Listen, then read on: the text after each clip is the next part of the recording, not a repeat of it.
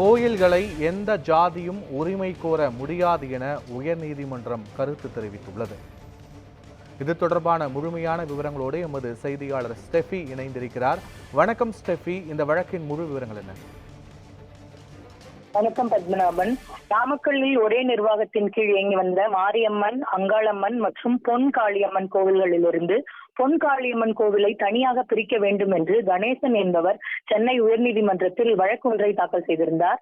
அந்த மனுவில் பொன் காளியம்மன் கோவில் தங்கள் சாதியை சேர்ந்தவர்கள் நிர்வகிக்கிறார்கள் என்றும் மற்ற கோவில்களை வேறு சாதியினர் நிர்வகிக்கிறார்கள் என்றும் அந்த மனுவில் குறிப்பிடப்பட்டிருந்தது.